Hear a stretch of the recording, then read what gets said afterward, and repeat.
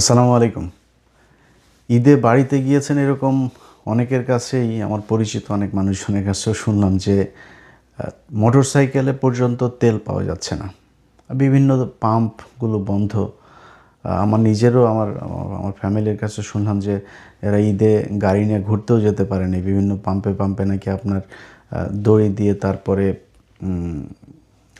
আপনার পাম্প বন্ধ করে রাখা হয়েছে বিভিন্ন জায়গায়। দু এক দিনের ভিতরে হয়তো পরিস্থিতি আরও ভয়ানক হতে পারে, হয়তো একেবারে তেল পাওয়াই যাবে না এরকম পরিস্থিতিও হওয়ার আশঙ্কা তৈরি হয়েছে।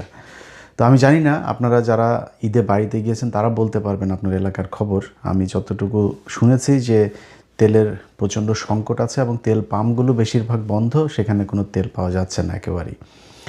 এখন ধরেন এই ভিডিওতে কথাগুলো বলছি, বিএনপি ক্ষমতায় এসছে মাত্র ধরেন 1.5 মাস হলো, তো এদেরকে মানে দায় দেওয়ার জন্য বা এদেরকে দোষ দেওয়ার জন্য, এদের কারণে এরকম হচ্ছে এরকম কিছু বলার জন্য না, বরং বিএনপি এটা নিজেদের ঘাড়ে তারপরে নিয়ে তারা বোঝানোর চেষ্টা করছে যে তারা সব দায়িত্ব বিশাল আকারে পালন করছে।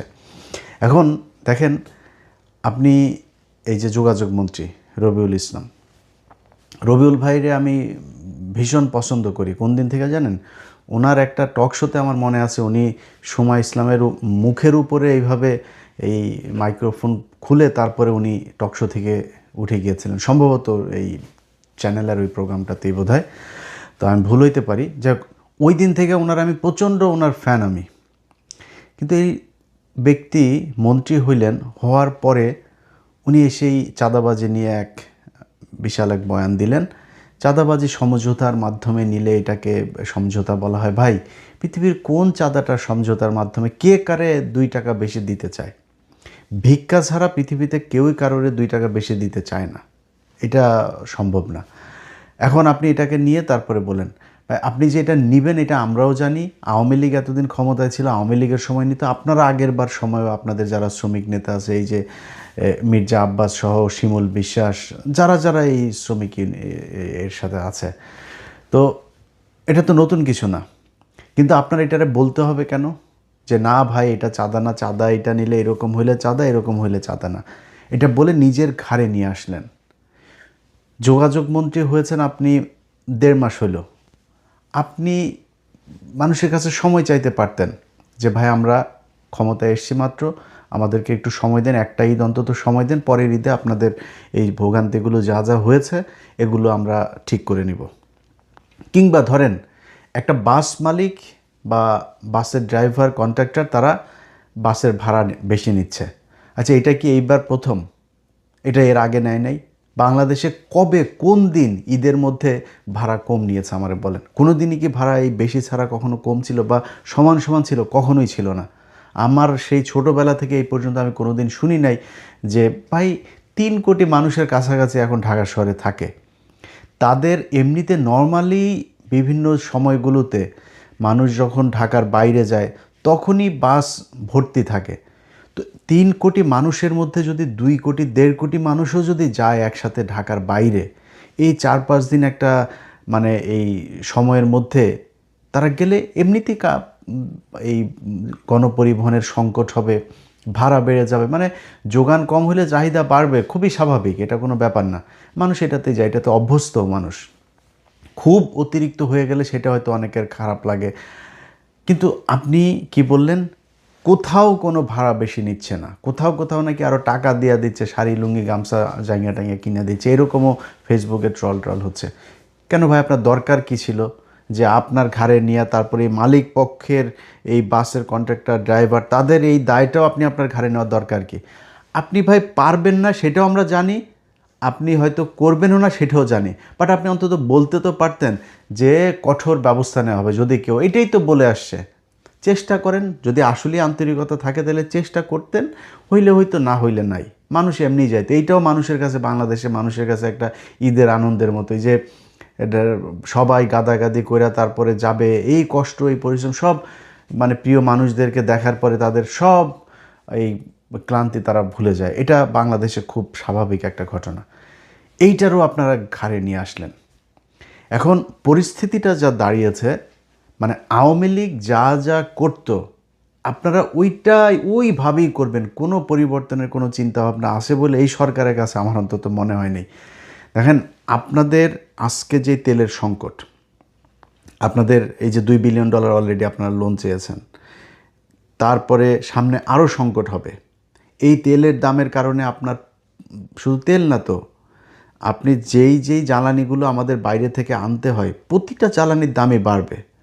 তো এই যে জ্বালানিগুলো আপনি দামটা বাড়বে, এটাতে প্রতিটা জিনিসের দাম বাড়বে, ইনফ্লেশন হবে, আপনার নতুন করে টাকা ছাপাইতে হবে, বা কি বলে এটা, রিজার্ভ ঘাটতি হবে, সবই হবে। কিন্তু আপনার উচিত ছিল কি? আপনার উচিত ছিল এই সরকারে আসার পরপরই, প্রতিটা মিডিয়া তো আপনাদের নিয়ন্ত্রণে আছে, এটা আমরা 12 তারিখে নির্বাচনেই দেখেছি যে আপনাদের চুরি করার সাথে কিভাবে মিডিয়াগুলো আপনাদের তাল মিলিয়েছে। তো এটা নিয়ে খুব বেশি ক্ষোভ নাই, কারণ জামাত ইসলামেরই ক্ষোভ নেই, আমাদের ক্ষোভ থেকে কী হবে? তারা নিজেরাই চায় আপনাদেরকে সুযোগ দিতে, আপনারা দেশ চালান। আওয়ামী লীগ ইন্ডিয়ার ব্যাপারে সাবধান থেকে চালান। জামাতের কোনো সমস্যা নেই, আমাদেরও কোনো সমস্যা নেই, একদম কোনো সমস্যা নেই, বিশ্বাস করেন। তো আসার পরপর মিডিয়াগুলোকে দিয়ে আপনাদের উচিত ছিল, এই যে গেল 15 বছরে সেই যে ইনডেমনিটি করে, তারপরে ওই যে পাওয়ার প্ল্যান্টগুলো তৈরি করে এই বিদ্যুৎ খাতের যে লুটপাট, এই সাবসিডির নামে তাদের যেই লুটপাটগুলো আওয়ামী লীগের লোকজন করেছে, কত টাকা করেছে, কত $1 বিলিয়ন আপনার পাচার হয়েছে, কত $1 বিলিয়ন এইখানে তাদেরকে ঘাটতি দেওয়া হয়েছে, এই কি বলে সাবসিডি দেওয়া হয়েছে। এই লুটপাটের এইটা কি আমাদের কত টাকা এখন এই মুহূর্তে বৈদেশিক ঋণ আছে, কত টাকা অভ্যন্তরীণ ঋণ আছে, কত টাকা প্রতি বছরে শেখ হাসিনা ছাপাইতো, ইনফ্লেশন কী ছিল আমাদের, এই আপনার কাদেরকে কত টাকা প্রতি মাসে আমাদের দেওয়া লাগে, ঋণ দেওয়া লাগে, তো মানে সুদ দেওয়া লাগে। এই জিনিসগুলো সব মানুষকে জানানো দরকার ছিল। এখন আপনারা সেগুলো না জানায় আপনারা শুরু করেছেন কোত্থেকে? মনে হয়েছে যে একটা সাধারণ একটা সরকার ছিল, সেই সরকার থেকে আপনারা নির্বাচনের মাধ্যমে আপনারা একটা রাষ্ট্র গঠন করেছেন, কোনো অভিযোগ নাই দেশে কারোর। আরে ভাই, আপনি যত কিছুই বুঝান, এখন এই মুহূর্তে একটা মানুষকে, বাংলাদেশের মানুষকে মনে করেন 15 বছর পরে কেউ যদি দেশে যায় থাকে, বা 10 বছর পরে দেশে যায় থাকে, তারা যদি আপনি ঢাকা থেকে বাসে করে, একটা গাড়িতে করে যদি ছেড়ে দেন, সে যদি বরিশালে যায়, সে দেখবে খালি উন্নয়ন আর উন্নয়ন। 15 বছর কম সময় না তো।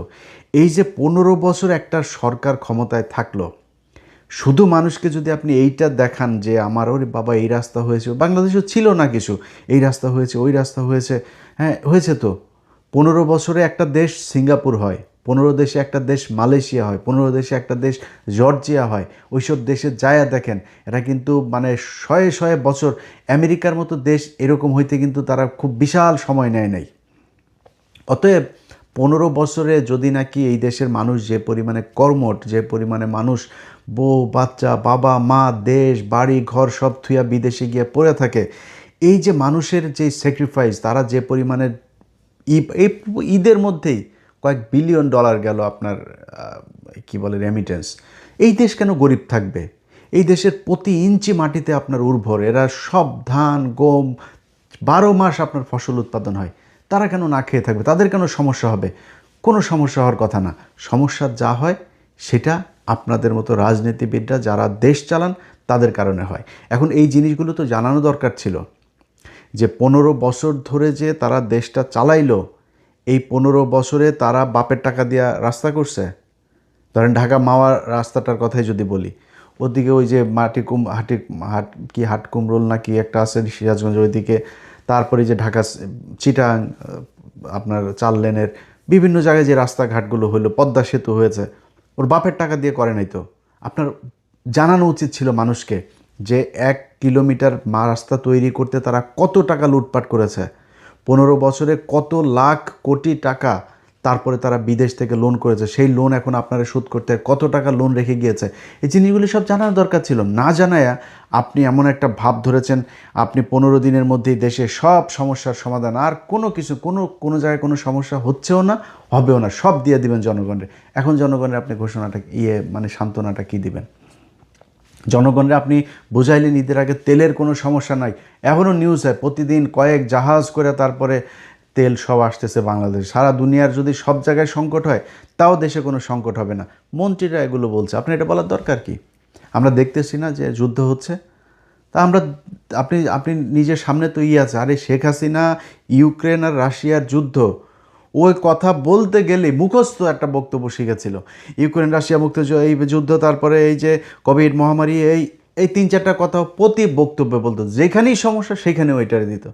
আপনার তো জেনুইন হাসিনার মতো 4-5 বছর ধরে না, তো আপনার মাত্র এখনও যুদ্ধ চলছে, ওইটাকে আপনি বলতে পারতেন যে এখানে যুদ্ধ হচ্ছে ভাই, আমাদের এই সমস্যা, মানুষ বুঝতো তো। আপনারা তো বেশি দিন হয়নি ক্ষমতায় এসছেন, না কোনো সমস্যা নাই, তেল সবাই পেয়ে যাবে, সবাইকে তেল দেওয়া, পাম্পই বন্ধ হয়ে গিয়েছে অনেক জায়গায়। আপনি যে আমি যদি মিথ্যা কথা বলে থাকি, আপনারা যারা দেশে আছেন আপনারাই বলেন। আপনারা গ্রামে গিয়েছেন, আপনার মোটর সাইকেলে তেল নিতে পারেন কিনা বলেন। তো এগুলো হচ্ছে, কিন্তু সব দায় আপনি ঘাড়ে নিলেন। এইসব বাদ দিয়া বিএনপিকে বলবো, দেখেন তারেক রহমান, আপনার সাথে আমাদের কোনো শত্রুতা নেই। আপনি এখন বিএনপির প্রধান, আপনি দেশের প্রধান, আপনি দেশ চালাবেন। আমাদের ভাই আওয়ামী লীগের নিয়ে, ইন্ডিয়ারে নিয়ে যেই সমস্যা ছিল, সেই সমস্যা হাসিনার দেশে নাই।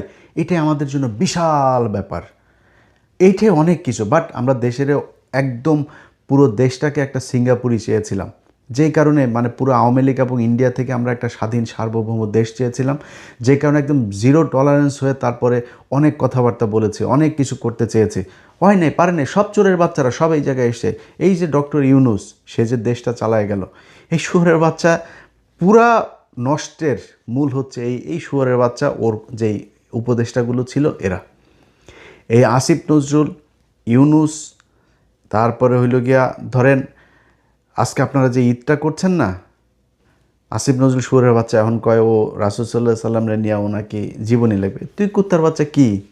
কে তুই? তোর ঘরে কাজের বুয়া পর্যন্ত প্রেগনেন্ট হয়ে বাইরে হয়, তুই কে? তুই বই লিখবি রাসূল সাল্লাল্লাহু আলাইহি সাল্লামরে নিয়ে, আর তোর বই পড়া লাগবে? তোর বউ হইল রোকেয়া প্যাচি, তোর বউ হইল হুমায়ুন আহমেদের মেয়ে, তুই তো নিজেই শালা নাস্তিক একটা। তুই আসছিস আবার আস্তাগফিরুল্লাহ, ওই স্বীকার করে না, কিন্তু ওর কার্যকলাপ যা আছে সব কিছুই একদম ইন্ডিয়ান মাল। ও প্রথম আলোর পুরো শেল্টার দাতা। ওর কারণে এ আজকে যেই ঈদটা যাচ্ছে না, যেই ঈদে আপনারা বিশাল আতর সুরমা মাইখা তারপরে বাংলাদেশে ঈদ করলেন, প্রথম সারিতে দাঁড়ায় জাতীয় ঈদগাহে, আপনাদের এইখানে বসাইতে অনেক মানুষের জীবন দিতে হয়েছে, অর্থ দিতে হয়েছে, তার পরিবার ধ্বংস হয়ে গিয়েছে, এখন পর্যন্ত জেল খাটছে, গেল 17 বছর ধরে জেলে। সেই মানুষগুলোকে জেলে রাখা তারপরে আপনারা ঈদ পালন করেছেন। এই আসিফ নজরুল শুয়োরের বাচ্চার, এই এই ইউনূস শুয়োরের বাচ্চা, এই দুইটার কারণে এরা আছে। ধরেন আজকে যে আইনমন্ত্রী হয়েছে না, এই আইনমন্ত্রীর বিরুদ্ধে আমি লেখালেখি করেছি দিলীপ আগারওয়ালা আটক হওয়ার পরে। কিন্তু আইনমন্ত্রীর সাথে আমার কিন্তু ভীষণ ভালো সম্পর্ক ছিল, ওনার বিরুদ্ধে বলেছি দিলীপ আগারওয়ালা নিয়ে, কিন্তু কিছু জিনিস স্বীকার করি। এই লোকটাকে যদি কোনো দিন বলেছে যে ভাই অমুক আলেমের আপনার একটা ইয়ে আছে, হেয়ারিং আছে, ওইটা একটু দেখেন, উনি বাংলাদেশে থাকুক আর না থাক, পরের দিন দেখেছি যে উনি সেই কথাটা কোর্ট পর্যন্ত পাঠিয়েছেন এবং সেটা রেজাল্ট পেয়েছে। ওনার মাধ্যমে অন্তত যদি কম হয় তাও 100 জন আলেমকে আমি ওনার মাধ্যমে হেল্প করেছি। এই ঈদ গেল, ঈদের পরের দিন মাওলানা সাইদুর রহমান সাহেব, ওনার সাথে কথা বললাম, উনি বের হয়েছেন। আরে ভাই, সে কেন ঈদ জেলখানায় করবেন? তারেক রহমান, আপনার মায়ের আলেমদের প্রতি যে সম্মান ছিল, আপনার বাপের যে সম্মান ছিল, আশা করি আপনারও আছে। যদি আল্লাহর ওয়াস্তে যদি পারেন এই মানুষগুলিরে ছাড়েন, এই মানুষগুলির সাথে, এই মানুষগুলিরে জেলখানা থেকে বের করার জন্য আর বিডিআর, এই দুইটার জন্য আমার এই পুরো 1.5টা বছর ডক্টর ইউনূসের সরকারের সাথে যত সমস্যা সব এইটা নিয়ে, সেনাবাহিনীর সাথে আমার যত সমস্যা এই দুইটা জায়গা নিয়ে। তো তারা এই ডক্টর ইউনূসরে, এই মাদারি কী করছে জানেন? ওই কিছু হইলে ওই আমেরিকান অ্যাম্বাসিরে দিয়া এই আকাম কুকাম করাইতো, এই যে আলেমগুলোর ব্যাপারে। একটা আলেম ছাড়া হয়, একটা আলেম ছাড়লেই তারপরে কি করে, আমেরিকান অ্যাম্বাসি আপনার ওই আইন মন্ত্রণালয়ে ফোন করে, অমুক এজেন্সিরে ফোন করে। এই যে আইজি প্রিজনরে, মানে আমি তো সেনাবাহিনীর বিরুদ্ধে কথা বলেছি, অনেক প্রশাসনের অনেকের বিরুদ্ধে কথা বলছি, কিন্তু ভাই সত্যি কথা বলি, সেনাবাহিনীর একজন ডিজিএফআর একজন অফিসারের যদি বলছে যে ভাই আপনাদের এই ডিজিএফআর ক্লিয়ারেন্স পাওয়া যাচ্ছে না বলে ওনাকে আপনার জামিননামা ইয়েতে যাওয়ার পরেও, আদেশ যাওয়ার পরেও জেলখানা থেকে ছাড়ছে না। কারা কর্তৃপক্ষের কাউরে যদি বলছে যে ভাই এটা ছাড়া যাচ্ছে, ভাই 10 মিনিটের মধ্যে ছাড়তেছি, একজনকেও আমি দেখিনি। এই যে শফিউর রহমান ফারাবি, এর জন্য ভাই কত মানে ঘন্টা যে আমার ব্যয় করা লেগেছে, এরে ফোন করা, ওরে ফোন করা, ওরে এই করা, ছেড়েছে। কিন্তু সমস্যা কোন জায়গায় জানেন? সমস্যা হইলো আমেরিকান এম্বাসিতে। ওইখান থেকে আপনার দেয়, ওরে ছাড়লেন কেন, এরে ছাড়লেন কেন, ওনারা করে। এখন এই শয়তানির মূল কিন্তু হলো আসিফ নজরুল আর ইউনুস। এরা ওদেরকে এগুলি পাঠায় যে এই যে এরে ছাড়া দিচ্ছে, এরে ছেড়ে দিচ্ছে। ওই যে প্রথম আলো এদের করে, এরা ছাড়া পাইলে তো প্রথম আলোর সময়, কারণ প্রথম আলো, ডেইলি স্টার, এরাই তো এদেরকে মিথ্যা নাটক সাজায় জেলে পাঠিয়েছে। ওরা বের হইতে দিবে না। ডক্টর ইউনুস যদি আমেরিকান এম্বাসিকে খালি ডাক দিয়া বলতো যে ভাই দেখো, তুমি যে বিষয়টা তোমাকে জানানো হয়েছে এদের ব্যাপারে, এই ঘটনাগুলো সত্যি না, আমাদের দেশে এইভাবে এইভাবে জঙ্গি নাটক সাজানো হইতো, এই দেখো এইভাবে সাজায় তারপরে তারা তাদেরকে জেলখানায় ঢুকিয়েছে। যদি তারা আসলেই জঙ্গি হইতো, দেখো হাসিনা আজকে নাই, হাসিনার পুলিশ এখন জঙ্গি নাটকও সাজায় না, জঙ্গি ধরাও পড়ে না আমার দেশে, তাহলে সেই জঙ্গিরা এখন হামলা চালায় না কেন? প্রতিদিনই নাকি এখানে হামলা চালাইতো, ওইখানে হামলা চালানোর সময় এর আটক করা হইলো, তো এখন চালায় না কেন? আমেরিকান এম্বাসি, ইউরোপিয়ান ইউনিয়ন, যত দেশ আছে পশ্চিমা, যারা যারা এগুলোতে ঝামেলা করে, এদেরকে বুঝাইতে ডক্টর ইউনুসের 2 মিনিট সময় লাগতো। শুয়োরের বাচ্চা বোঝায় নাই। শুয়োরের বাচ্চা করছে কি, ওর ওই ম্যান পাওয়ার ব্যবসারও ওই লাইসেন্স নিছে। আরও আকাম কুকাম যেগুলো করছে, এগুলো তো আপনারা এখন পত্রপত্রিকায় দেখছেন, এগুলো সে করেছে। কিন্তু এই দেশের আলেমগুলোর এসে ছেড়ে যেতে পারে নাই, এই দেশের বিডিআরগুলোর এসে ছেড়ে যেতে পারে নাই। আসিফ নজরুল, ডক্টর ইউনুস, সারা জীবন আল্লাহর কাছে এটার জবাব দেওয়া যাইতে হবে। আমি বিশ্বাস করি তোরা যেখানে যাবি সেখানে অপমানিত হবি, লাঞ্ছিত হবি, জুতা খাবি। বাংলাদেশের মানুষের সামনে তোরা আসতে পারবি না। যেখানে যাবে ওইখানেই অপমানিত হবে, ওইখানেই তোরা কোনো না কোনোভাবে অপমানিত হবে। কদাচিৎ 2-1 জায়গা থেকে ভালোভাবে বের হইতে পারবি। তোদের এই গেল 1.5 বছর যত অনিয়ম, যত ব্যর্থতা, জুলাই সনদ নিয়ে এখন তারা পারাপারি করে। আরে বেটা, তোরা যাওয়ার আগে করে দিয়ে যাস নাই কেন? তোরা করার পরপর তোদের তো উচিত ছিল দিন রাত না খায়া তারপরে জুলাই সনদে 3 মাসের মধ্যে শেষ করে। তোদের পিছনে বাংলাদেশে আমি নিজে ভিডিও বানিয়েছি, ডক্টর ইউনুসকে 20 বছর চাই, 100 বছর, যতদিন ইচ্ছা, এগুলো আমি বলেছি আমার ভিডিওতে। তোদের উপরে এই বিশ্বাস আমরা করেছিলাম, কিন্তু তোরা সেই বিশ্বাসের মর্যাদা না রাখা নিজেদের পকেট ভরেছিস, ইন্ডিয়ার হয়ে কাজ করেছিস, প্রথম আলোর হয়ে কাজ করেছিস, এটা তোরা করেছিস। তোদের এই লাঞ্ছনা সারা জীবন পেয়ে যেতে হবে। তো যাই হোক, এগুলো তারেক রহমান, আপনার কাছে অনুরোধ থাকবে, একটা ঈদ তো গেল আপনার, সামনে আরেকটা ঈদ, ওই ঈদের আগে পিলখানার হত্যাকাণ্ড নিয়ে যারা আসল ক্রিমিনাল সেনাবাহিনীর অফিসারদেরকে ধরেন, তারপরে যেই ইয়েটা হয়েছে, ওই স্বাধীন তদন্ত কমিশনের যে রিপোর্টটা হয়েছে, ওই রিপোর্টের অনুযায়ী কাজ করেন, সব পেয়ে যাবেন, সব কিছু পেয়ে যাবেন, সেইখানে আছে। তো এই মানুষগুলোরে ছেড়ে দিয়েন। আর আরেকটা জিনিস হয়েছে যে ভাই, সব কিছু নিজের ঘাড়ে নিতে যায় না। নিজের ঘাড়ে নিতে গেলে এইরকম মানুষরে, সে আওয়ামী লীগের মতো বলবেন একটা মানুষ বিশ্বাস করবে না, কোনো কথাই বিশ্বাস করবে না। এই যে এখন বলছেন দেশে জ্বালানির কোনো সংকট নাই, এই নেই ওই নেই, মানুষ পাম্পে গেলে তেল পায় না, এটাই বাস্তবতা। তো এই জিনিসগুলোই বলার জন্য আজকের ভিডিওতে এসেছিলাম, এবং সবাইকে ঈদ মোবারক, আল্লাহ হাফেজ।